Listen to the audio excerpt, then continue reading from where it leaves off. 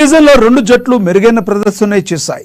రాజస్థాన్కు వరుస పరాభవాల నుంచి తేరుకుని ఎలిమినేటర్లో బెంగళూరుపై వచ్చిన విజయంతో ఎంతో ఉత్సాహంగా పోరుకు సిద్ధం కాగా క్వాలిఫైర్ 1లో కోల్కతా చేతిలో చిత్తుగా ఓడిన సన్ రైజర్స్ రెండో అవకాశాన్నైనా ఉపయోగించుకోవాలనే పట్టుదలతో ఉంది. అయితే హైదరాబాద్ పవర్ హిట్టర్లు ట్రాజ్ Head, Abhishek Sharma, Royals spin ద్వయం అశ్విన్, చాహళ్ల మధ్య పోరు ఎలా సాగుతుందనేది ఎంతో ఆసక్తికరంగా మారింది. వీరిలో ఎవరు పైచే సాధిస్తారనే దానిపై మ్యాచ్ గమనం ఉంటుందని భావిస్తున్నారు. ఈ సీజన్లో పవర్ హిట్టింగ్ను మరో స్థాయికి తీసుకెళ్లిన హైదరాబాద్ ఓపెనర్లు ఆ జట్టు భారీ స్కోర్లు చేయడంలో, విజయాలు సాధించడంలో కీలక పాత్ర పోషించారు. ఇక హెడ్ అభిషేక్ శర్మలు ఓపెనింగ్ లో పరుగుల వరద పారిస్తున్నారు. ఇద్దరూ కలిసి ఈ టోర్నీలో 72 సిక్స్లు, 96 ఫోర్లు బాదారంటే వారి విధ్వంసం ఎలా సాగిందో అర్థం చేసుకోవచ్చు. వాళ్ళిద్దరూ చాలదన్నట్టు క్లాస్ అండ్ రూపంలో మరో విధ్వంసకారుడు హైదరాబాద్ బ్యాటింగ్ ను భీకరంగా మారుస్తున్నాడు. వీళ్లను నిర్వహించడం ప్రత్యర్థి బౌలర్లకు అంత తేలికేం కాదు. అయితే చపాక్ స్టేడియం మాత్రం స్టేడియాల కంటే భిన్నం. బంతి ఆగి వచ్చే చెన్నైలో స్ట్రోక్ ప్లేయర్ బ్యాటర్కు రావాలి. ఈ నేపథ్యంలో రాజస్థాన్ స్పిన్నర్లు కీలక పాత్ర పోషించనున్నారు. ఇక ఇదే విషయానికి సంబంధించి మరింత సమాచారాన్ని మా స్పోర్ట్స్ అనలిస్ట్ సత్యనారాయణ అందిస్తారు లైవ్ ద్వారా. Satyanarayana, good evening. Good evening Lakshminag. చెప్పండి సత్యనారాయణ, మనము క్వాలిఫైర్ మ్యాచ్ ఆడబోతున్నాం. ఈ మ్యాచ్లో ఎస్ఆర్హెచ్కి గెలుపు అవకాశాలు ఎలా ఉన్నాయి? అయితే ఈ రోజు 7:30కు జరగబోయేటటువంటి యొక్క క్వాలిఫైడ్ 2 మ్యాచ్ ని కనుక మనం పరిశీలించినట్టయితే ఈ మ్యాచ్ ఇరు జట్లకు సవాలనే చెప్పొచ్చు. ఎందుకంటే ఇటు ఆర్ఆర్ ఏదైతే రాజస్థాన్ రాయల్స్ జట్టు ఏదైతుందో ఈ లీగ్ దశలో చాలా దూకుడుగా, అంటే మొదటి నుంచి కూడా ఆ మ్యాచ్ ఆరంభం నుంచి, అంటే దాదాపుగా ఈ లీగ్ ప్రారంభ దశ నుంచి కూడా చాలా దూకుడు ఆ ఆట తీరుతో, అలాగే విధ్వంసకరమైన బ్యాటింగ్ తో మొదటి 9 మ్యాచ్ల్లోనే 8 మ్యాచ్లు గెలిచి టాప్ లోకి దూసుకెళ్లినటువంటి ఒక జట్టు రాజస్థాన్ రాయల్స్. ఇక హైదరాబాద్ పడుతూ లేస్తూ అన్నట్టుగా తన గమనాన్ని సాగిస్తూ, తన ఐపీఎల్ ప్రయాణాన్ని సాగిస్తూ ఓవరాల్ గా అయితే ఒక మంచి, అంటే ట్రావిస్ హెడ్ అలాగే అభిషేక్ శర్మ లాంటి ఒక పంచ్ హిట్టర్లు, పించ్ హిట్టర్లు, పవర్ హిట్టర్లతో ఒక దూకుడైనటువంటి ఒక ఆట తీరుతో ఆ జట్టు కూడా ఆ ప్లే ఆఫ్ దశకు చేరుకోవడం మనం చూసాం. కానీ ఆ జట్టు అలాగే అద్వితీయ విజయాలు సాధించి ప్లే ఆఫ్ లో 2వ స్థానంలోకి వెళ్ళిన తర్వాత క్వాలిఫైర్ 1లో అనూహ్య పరిస్థితుల్లో ఒక ప్రణాళిక, అంటే ఒక దూకుడైన ఆట ఆడదామా లేదంటే మరొక తీరుగా వెళ్దామనేటువంటి ఒక విభిన్న ఆలోచనలతో ఆ జట్టు ఆ టాస్ గెలిచి ముందుగా బ్యాటింగ్ ఎంచుకొని ఆ తర్వాత త్వరగా వికెట్లు కోల్పోయి ఒక తక్కువ స్కోరుకు ఆ క్వాలిఫైర్ 1లో తక్కువ స్కోర్ నమోదు చేయడం, అలాగే దాన్ని కేకేఆర్ ఛేదించడం, ఆ తర్వాత కేకేఆర్ సగర్వంగా ఫైనల్లోకి అడుగుపెట్టడం, ఆ తర్వాత మరొక మ్యాచ్ వరకు కూడా సన్ రైజర్స్ హైదరాబాద్ వేచి చూసే పరిస్థితి ఇక్కడ కనబడింది. అయితే ఓవరాల్ గా చూస్తే ఆ జట్టు కూడా తిరిగి ఎలాగైనా సరే ఫైనల్లో ఆడాలనేటటువంటి ఒక పట్టుదలతో కొనసాగుతోంది. అలాగే ఫైనల్ రేస్ లో కూడా ఆ జట్టు దూసుకొచ్చింది. అయితే ఇక్కడ రెండు జట్లను కనుక మనం పరిశీలించినట్టయితే కూడా రెండు జట్లు కూడా సమఉజ్జీలుగా ఉన్నాయి. అంటే ఇంతవరకు ఏదైతే ఐపీఎల్లో ఆడినటువంటి యొక్క దాదాపు 19 మ్యాచ్ల్లో కూడా ఇరు జట్లు పోటీ పడితే, ముఖాముఖిగా పోటీ పడితే ఆ రెండు జట్లు కూడా సమఉజ్జీలుగా ఉన్నటువంటి ఒక పరిస్థితి మనకు కనబడుతోంది.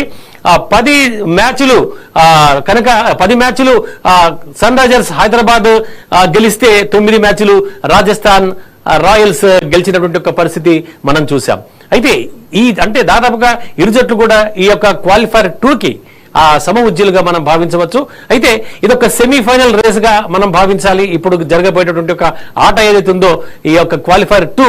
అయితే మరి ఈ రెండు జట్లలో ఇటు సన్ రైజర్స్ హైదరాబాద్ అలాగే ఈ యొక్క రాజస్థాన్ రాయల్స్, ఈ ఇరు జట్లలో ఎవరు ఫైనల్కి వెళ్తారు అనేటటువంటి ఒక ఉత్కంఠ ఇటు ఇరు జట్ల అభిమానులతో పాటు, అలాగే ఫ్రాంచైజీలతో పాటు, టీం మేనేజ్మెంట్ తో పాటు యావత్ ప్రపంచంలో ఐపీఎల్ క్రికెట్ వీక్షకులకు, క్రికెట్ లవర్స్ కి ఒక ఆసక్తి అయితే నెలకొంది జట్టు పైన. అయితే 7:30కి మ్యాచ్ చెన్నై అనేది ఒక డిఫరెంట్ పిచ్. ఆ చెన్నైలో మ్యాచ్ అనేటటువంటిది జరగబోతుంది కాబట్టి ప్రధానంగా చూసుకుంటే ఈ రెండు జట్ల మధ్య బలాబలాలు ఏ విధంగా ఉండబోతున్నాయి? బలాబలాలను చూసుకుంటే రాజస్థాన్ రాయల్స్ బలమేంటి, హైదరాబాద్ బలమేంటి? అక్కడ పూర్తిగా ఎండగా ఉన్నట్టుగా మనకు సమాచారం అవుతుంది. వాతావరణం పూర్తిగా పొడిగా ఉండటంతో వర్ష సూచన అయితే ఏది లేనట్టుగానే చెప్తున్నారు. అంటే మ్యాచ్ కి ఎలాంటి వర్షం అంతరాయం అయితే అక్కడ కనపడదు. ఒకవేళ వర్షం వల్ల మ్యాచ్ ఆగిపోయినప్పటికీ కూడా రేపైతే రిజర్వ్ డే ఉంది కాబట్టి అలాంటి ఇబ్బంది ఉండకపోవచ్చు. కానీ ప్రస్తుత వాతావరణ పరిస్థితి చూస్తే మాత్రం అక్కడ ఎలాంటి వర్ష సూచన అయితే లేదు. ఇకపోతే మ్యాచ్ కి సంబంధించి ఇక పిచ్ అనేటటువంటిది ఏదైతుందో అది డ్రైగా ఉంది. అలాగే ఎక్కడగా గ్రాస్ కూడా లేదు. ఆ పిచ్ పై వాటర్ కంటెంట్ కూడా చాలా నార్మల్ గా ఉందని చెప్పేసి క్యూరేటర్ చెప్పాడు. సో అంటే దీంతో చూస్తే ఆ డ్రైగా ఉంటుంది కాబట్టి ఏదైనా టాస్ గెలిచినట్టయితే ముందుగా బ్యాటింగ్ ఎంచుకునేటటువంటి ఒక అవకాశం కనబడుతోంది. ఎందుకంటే ఆట సాగిన కొద్దీ ఆ పిచ్ లో కాస్త టర్న్ అనేటటువంటిది ఆ స్పిన్నర్లు రాబట్టుకునేటటువంటి అవకాశం ఉంది. కాబట్టి పోను అంటే బ్యాటింగ్ కొనసాగుతున్న తర్వాత ఆ స్పిన్నర్లకు కాస్త మ్యాచ్ స్పిన్నర్లకి పిచ్ అనుకూలించేటటువంటి ఒక అవకాశం అయితే మనకు కనబడుతోంది. దీంతో మ్యాచ్ అయితే ఇటు బ్యాటర్స్ కి అటు స్పిన్నర్స్ కి మధ్య ఒక పోటీగా మీరు ఇంతకుముందు చెప్పినట్టు చాహల్ అశ్విన్, ఆ తర్వాత ట్రావిస్ హెడ్, తర్వాత ఈ యొక్క అభిషేక్ శర్మ ఎలా ఢీకొంటారనేటటువంటి ఒక ఏదైతే మీరు చెప్తున్నారో దాని ప్రకారంగానే ఈ మ్యాచ్ అయితే ఉండబోతున్నట్టుగా మనకు తెలుస్తుంది. ఇకపోతే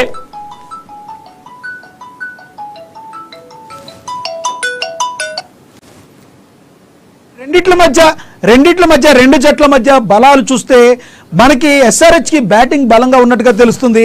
మరి ఆర్ఆర్ కి బ్యాటింగ్ తో పాటు బౌలింగ్ కూడా బలం ఉన్నట్టు తెలుస్తుంది. ఎందుకంటే అక్కడ స్పిన్ ద్వయం ఎవరైతే ఉన్నారో చాహల్ అనుకోండి, లేదంటే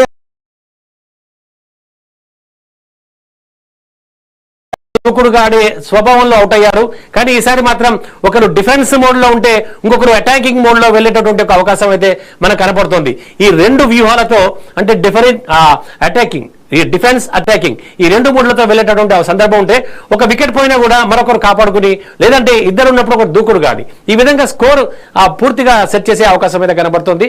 అంటే గత మ్యాచ్ లో జరిగినటువంటి లోపాలు ఏవైతే ఉన్నాయో ఆ లోపాలన్నీ కూడా పూర్తిగా సరిదిద్దుకుని ఈ మ్యాచ్ లో వెళ్లే అవకాశము ఇటు రెండు జట్లకు కూడా, ఇటు ఆర్ఆర్ జట్టు కూడా అంతే కదా.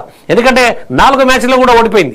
వరుసగా 4 మ్యాచ్ల్లో ఓటమి తర్వాత ఏ ఒక్కరు కూడా భావించి ఉండరు రాజస్థాన్ రాయల్స్ ఇక పని అయిపోయింది అనుకున్నారు. ఎందుకంటే ఏదో 8 మ్యాచ్లు వరుసగా గెలిచేసింది. కానీ ఆ తర్వాత అతి ముఖ్యమైనటువంటి ఒక కీలక మ్యాచ్ల్లో 4 మ్యాచ్లు ఓడిపోయి ఆర్సీబీతో ఆ మ్యాచ్ గెలవడము, తర్వాత ఈ యొక్క ప్లే ఆఫ్ కి ఏదైతే ఎలిమినేటర్ రౌండ్ లో గెలిచి ఫైనల్ ఆశలు సజీవంగా ఆర్ఆర్ కాపాడుకోగలిగింది అంటే అది ఆశ్చర్యంగా పనిచేసింది. ఎందుకంటే చూడండి జట్టు కూటమి, ఎందుకంటే ఇంతకన్నా ట్రావిస్ హెడ్ ఇద్దరు ఎట్లా ఉంటాయో ఇక రాజస్థాన్ రాయల్స్ కూడా అంతే 4 వరుస మ్యాచ్లు ఓడిపోయింది. ఆ 4 మ్యాచ్లు ఓడిపోయిన జట్టు తిరిగి 5వ మ్యాచ్లో గెలిచి ఫైనల్ రేసులో నిలబడింది అంటే జట్టు కాస్త కుదురుకుంది. గడిచిన లోపాలు ఏవైతే ఉన్నాయో, ఆ గతంలో చేసిన లోపాలు ఏవైతే ఉన్నాయో ఆ సవరించుకుని తిరిగి విజయ బావుట ఎగిరేసింది. అదే తీరున ఇక్కడ హైదరాబాద్ కూడా మనం ముందే వెళ్తుందని భావించవచ్చు. ఎందుకంటే కేకేఆర్ తో మ్యాచ్ లో హైదరాబాద్ కొన్ని తప్పులు చేసింది. ఆ తప్పులు కనుక ఇప్పుడు హైదరాబాద్ జట్టు కనుక దాన్ని సర్దిద్దుకొని సవరించుకొని ఖచ్చితంగా ముందుకెళ్తుందని ప్రతి ఫ్యాన్ కోరుకుంటున్నాడు. హైదరాబాద్ టీమును అభిమానించే ప్రతి ఆటగాడు కూడా అలాగే కోరుకుంటున్నాడు. ఖచ్చితంగా ఈసారి ట్రావిస్ హెడ్, మరోసారి అభిషేక్ శర్మ ఇద్దరు ఖచ్చితంగా కీలకం కాబోతున్నారు. వారు ఖచ్చితంగా 8 ఓవర్ల వరకు వికెట్ పడకుండా ఆడేటటువంటి అవకాశం అయితే మనకు కనబడుతోంది. Lakshminath. Okay, thank you Satyanarayana. చూసాం కదా ఈరోజు ఎస్ఆర్హెచ్కి ఆర్ఆర్కి మధ్య భీకరమైన పోరు జరగనుంది. ఈ పోరులో హైదరాబాద్ ఫ్యాన్స్ అయితే మాత్రం ఎటువంటి పరిస్థితుల్లో ఎస్ఆర్హెచ్ మరొకసారి ఆర్ఆర్ని ఓడించి ఫైనల్కి దూసుకుపోయి తర్వాత మొన్న ఎప్పుడైతే కేకేఆర్ చేతిలో మనం ఓడిపోయామో అప్పుడు రివెంజ్ తీసుకుని ఈసారి కప్పుని ముద్దాడాలని అభిమానులు అయితే బలంగా కోరుకుంటున్నారు. చూడాలి మరి ఏం జరగబోతుందో. చూస్తూనే ఉండండి అమ్మా న్యూస్. నమస్తే.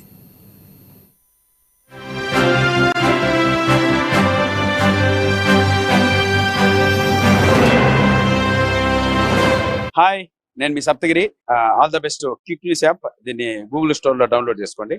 All the best. హాయ్ అండి, నా పేరు Shankar. Quick news app Google play లో డౌన్లోడ్ చేసుకోండి అందరూ. Thank you very much. Hi అండి, నేను స్నిగ్ధ. త్వరలో క్విక్ న్యూస్ యాప్ అని రిలీజ్ అవుతుంది, మన గూగుల్ ప్లే లో డౌన్లోడ్ చేసుకోవచ్చు. సో క్విక్ గా టైం లేనప్పుడు టపటపా న్యూస్ చూడాలంటే డెఫినెట్లీ యూ కెన్